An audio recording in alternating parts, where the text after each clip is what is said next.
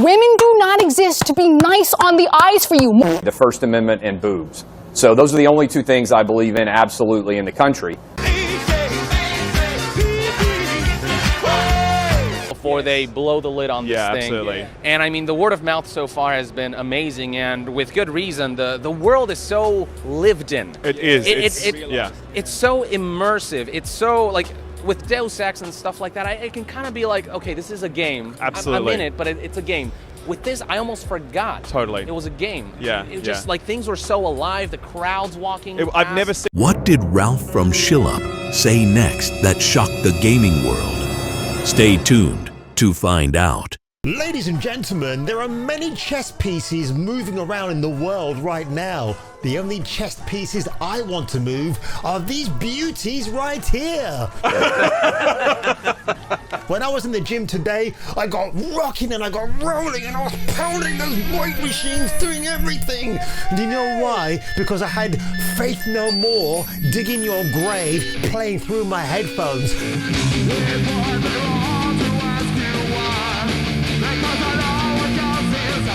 Mike Patton, what a legend! He even dissed Australian band Wolf Mother at a music festival a few years ago. And if you don't believe me, here's the clip. In a strange way. Are you hearing this? What year are we in? Forgive me, but Wolf Mother, you suck. Mike Patton, I salute you, sir. You are awesome. And Faith No More, you better come out to London because I want to see you guys tearing it up at the Brixton Academy. But today, folks, somebody who is not tearing it up, apart from me, I'm going to wreck this room very soon, are CD Projekt Red. The C stands for Con. I was going to say something else for a minute, but I'm going to not do that in case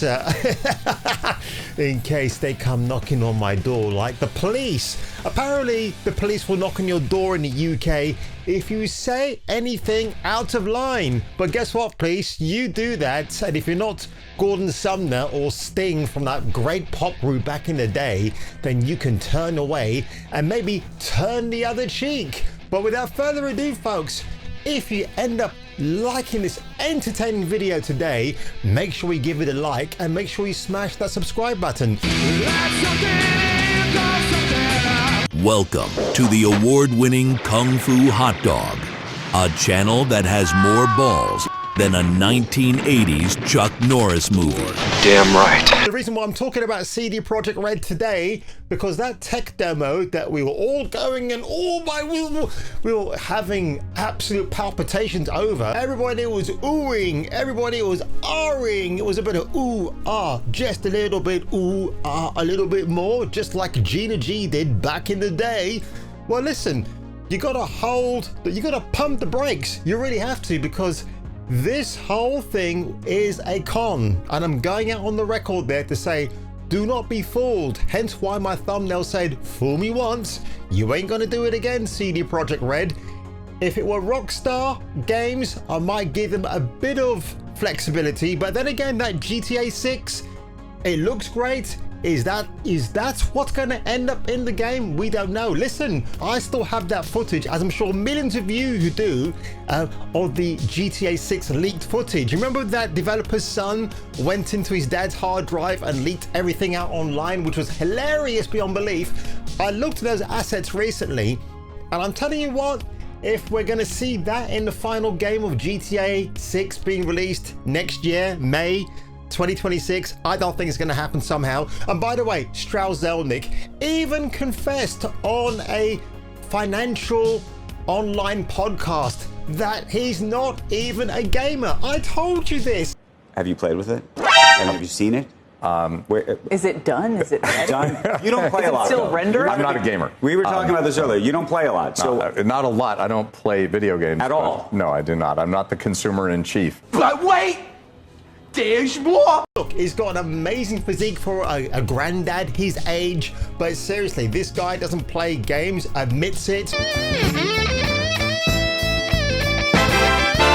Why would you believe someone like him? Things that come out of his mouth. No way, Jose. Strauss Zelnick, bend over and I will take a wet cod fish and shove it where the sun doesn't shine. It looks like people on Reddit aren't impressed either. See, I'm not just letting my imagination running away with me like the Temptations once sung.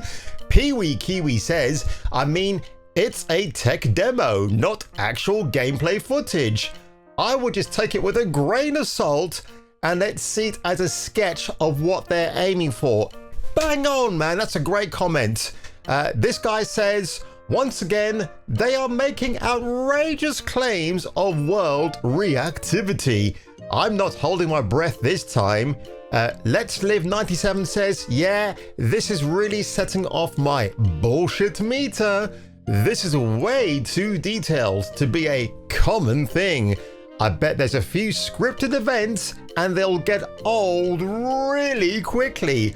Would love to be proven wrong though. Listen, Let's Live 97, you won't be proven wrong because I'm telling you, this is going to be an absolute shitfest when this game gets released.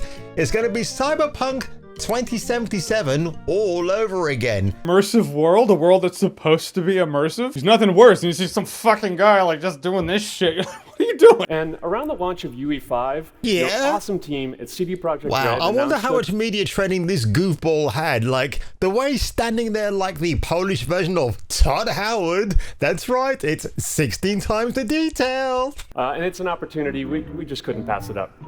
So we've as been opposed working to on a passing technical out demo together to achieve just that. I think we should take a look at it. You guys ready? Born ready. Kaitek is going to play the build for us. Sure, let's do it. Hey, no, do you see what I mean? That throwaway line right there from Crytek, which is a very bizarre name for a guy. Are we playing Crysis 3? Sure. Hey, sure, let's do it. Hey, I'm holding a PlayStation 5 controller. You can't actually see the console anywhere. I'm just hoping that I fool the audience worldwide who are watching this. And guess what, CDPR? It backfired on you big time. And now, ladies and gentlemen, just to give you a little bit of context regarding why we shouldn't be impressed about Unreal Engine 5's tech demo. Now, this is from VG24 from November the 23rd, 2024. Now, this gentleman right here, or rather, oh, right, that's a dude called Fran. I've never seen a guy called Fran. Ruiz said the following. Now, it's an interesting article here, but I want to highlight the paragraph section. And you know what? I think that tech works pretty well and is showing even more promise with each passing year, or in my case, rear. I love how my 4070 Ti show off can proof frames into existence. But even when you get all those sweet boosts, some games remain a stuttery, unbuttery, even mess. And I'm not happy to say that Unreal Engine 5 continues to be the worst offender. Or if you're a Richard Marx fan, repeat offender. A good example was 2023's ill-fated Immortals of Avium, a game that, even after several patches and quilt work, is largely broken on a technical level, even to this day. Despite the FSR3 and DLSS3 support it enjoys, is a wobbly mess prone to crashing. Also applies to other 2023 games, which is a bit of a worry, right? People say that Unreal Engine 5 is going to be fantastic. I mean, Gears of War E-Day has been built on that, so I would think with Microsoft under the helm, they might iron out these kinks, because they do boast, right, that the Xbox Series X is the most powerful console out there.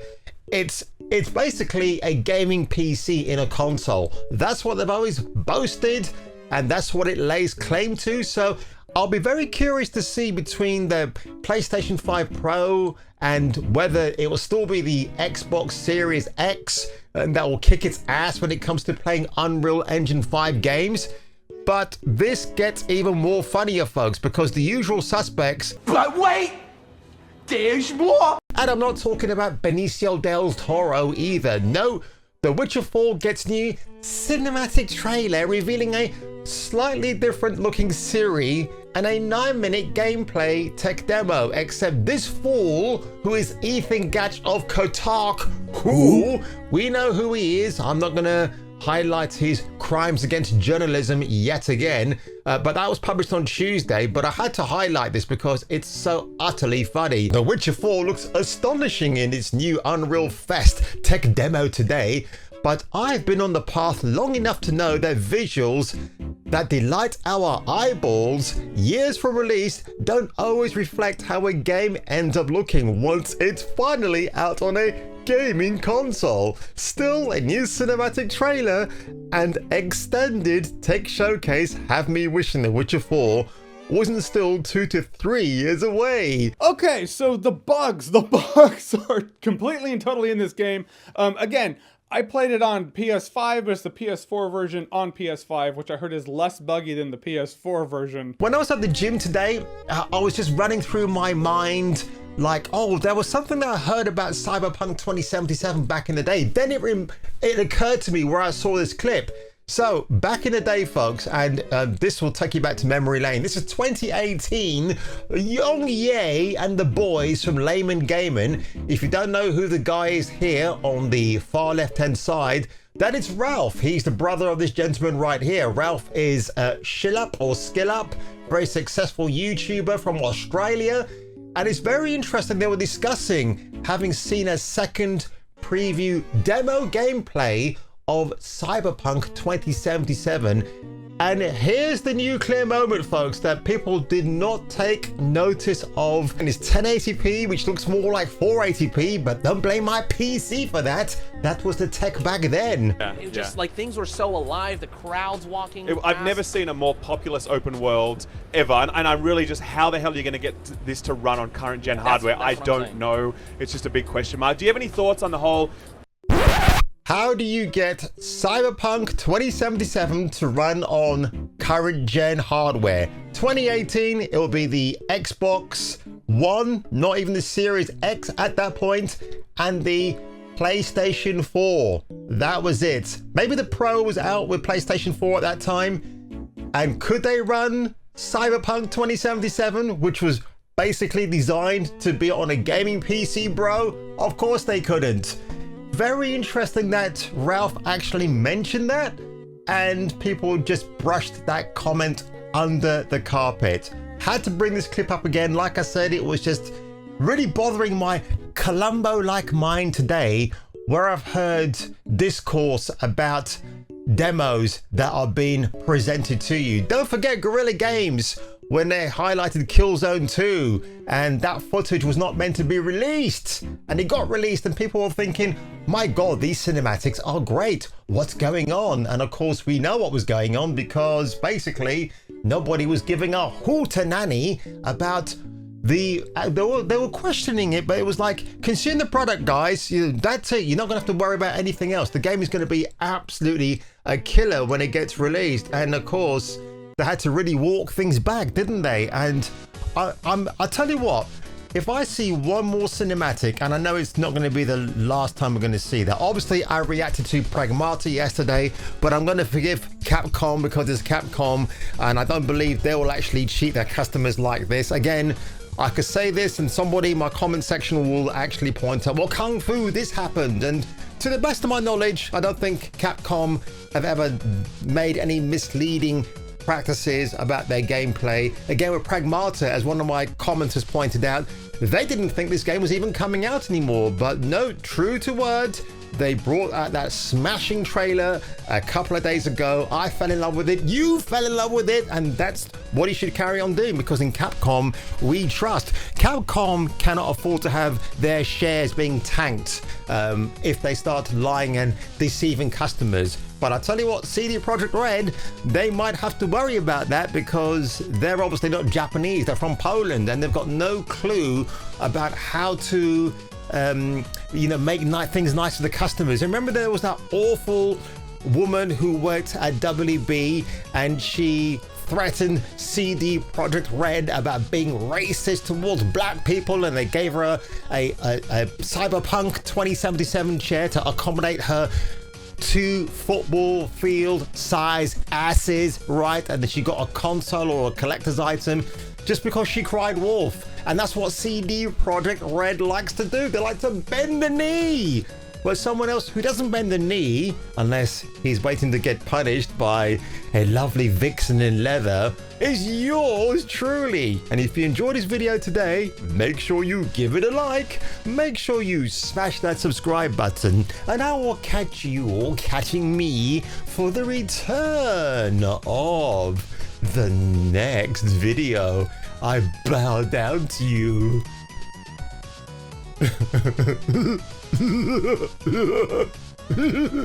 Places new and ladies too. I'm BJ McKay and this is my best friend Dan.